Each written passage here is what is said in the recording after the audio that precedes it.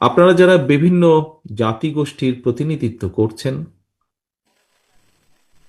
আমি মনে করি একটি বিষয় যদি আপনারা লক্ষ্য রাখেন, সেটি হচ্ছে এই এই মুহূর্তে যতটুকুই সরকার বা রাষ্ট্রের পক্ষ থেকে গৃহীত শিক্ষা এবং উন্নয়ন কার্যক্রমগুলো চালু আছে, সেগুলি প্রতিটি জাতিগোষ্ঠীর কাছে পৌঁছে দেওয়া এবং তাদেরকে সচেতন রাখা, আমি মনে করি যারা প্রতিনিধিত্ব করছেন তাদের অন্যতম একটি গুরুত্বপূর্ণ দায়িত্ব।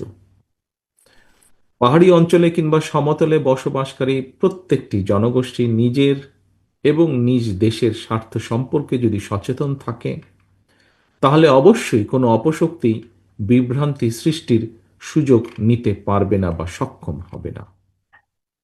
সম্মানিত প্রিয় উপস্থিতিবৃন্দ, বাংলাদেশের সমতল ভূমিতে এবং পাহাড়ি অঞ্চলে বসবাসকারী ক্ষুদ্র জাতিগোষ্ঠী কিংবা ক্ষুদ্র নৃগোষ্ঠী সংখ্যা সব মিলিয়ে খুব সম্ভবত অর্ধশত।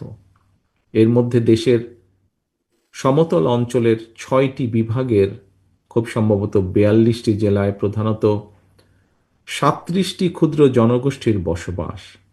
এছাড়াও পাহাড়ি অঞ্চলে আরও বেশ কয়েকটি ক্ষুদ্র জনগোষ্ঠীর বসবাস রয়েছে। এভাবেই বহু জাতি এবং বহু ভাষা এবং বহু সংস্কৃতির মানুষের দেশ আমাদের এই প্রিয় মাতৃভূমি বাংলাদেশ। ক্ষুদ্র জনগোষ্ঠীর উপস্থিতি, প্রতিনিধিবৃন্দ স্বাধীনতা উত্তর বাংলাদেশে সবাইকে বাঙালি বানাতে গিয়ে ক্ষুদ্র জনগোষ্ঠীর মনে একটি অবিশ্বাসের বীজ বা অশান্তির বীজ বপন করা হয়েছিল। কিন্তু পরবর্তীতে আমরা দেখেছি স্বাধীনতার ঘোষক শহীদ রাষ্ট্রপতি জিয়াউর রহমান বাংলাদেশি জাতীয়তাবাদ প্রতিষ্ঠার মাধ্যমে ক্ষুদ্র জনগোষ্ঠীর মন থেকে সেই অবিশ্বাস বা কষ্টটি দূর করতে সক্ষম হয়েছিলেন।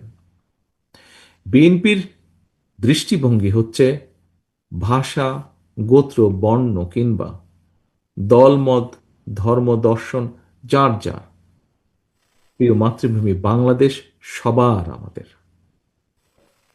ধর্ম, বর্ণ, গোত্র কিংবা ভাষা যার যাই হোক, পাহাড়ে কিংবা সমতলে বসবাস যার যেখানেই হোক না কেন, যারা এই বাংলাদেশ নামক ভূখণ্ডের বৈধ নাগরিক, আমাদের প্রত্যেকের প্রথম এবং প্রধান পরিচয় আমরা বাংলাদেশী।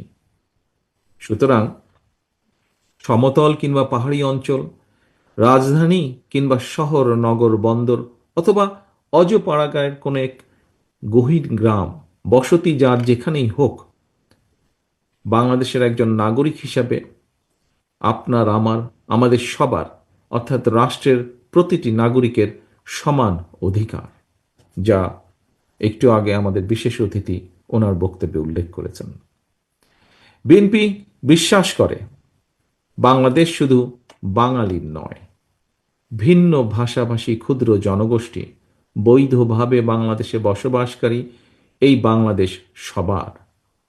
বহু জাতি, বহু ভাষিক এই বাংলাদেশে আপনারা প্রত্যেকটি ক্ষুদ্র জনগোষ্ঠী এক একটি রং, যাকে আমরা বলেছি রেইনবো নেশন।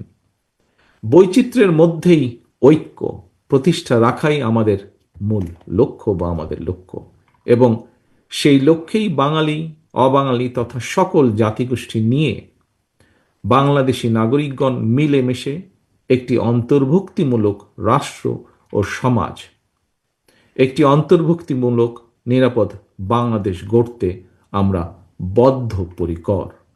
সুতরাং সমতলে কিংবা পাহাড়ি অঞ্চলে বসবাসকারী ক্ষুদ্র জাতিগোষ্ঠীর অধিকার সমুন্নত রাখার পাশাপাশি ভাষা, সংস্কৃতি, সামাজিক মূল্যবোধ রক্ষায় বিশেষ উদ্যোগ গ্রহণ, জাতীয় সংসদ এবং দলীয়ভাবে বিএনপির কেন্দ্রীয় কমিটি থেকে স্থানীয় পর্যায়ে পর্যন্ত বিভিন্ন স্তরের কমিটিতে ক্ষুদ্র জাতিগোষ্ঠীর যোগ্য প্রতিনিধির অন্তর্ভুক্তি, জাতীয় পর্যায়ে ক্ষুদ্র জনগোষ্ঠীর জন্য সাংস্কৃতিক গবেষণা প্রতিষ্ঠা, ট্রাইব্যুনাল ওয়েলফেয়ার অ্যাসোসিয়েশনকে ট্রাস্ট হিসাবে মর্যাদা প্রদান এবং দেশে বিদেশি প্রযুক্তিগত শিক্ষা এবং প্রশিক্ষণের সুযোগ সৃষ্টি, নারী উদ্যোক্তাদের ঋণ প্রদানের ঋণ সুবিধা প্রদান, এসব বিষয়গুলো বাস্তবায়নের ব্যাপারেও বিএনপির পরিকল্পনা রয়েছে ইতিবাচক, এবং চিন্তা ভাবনাও রয়েছে আমাদের।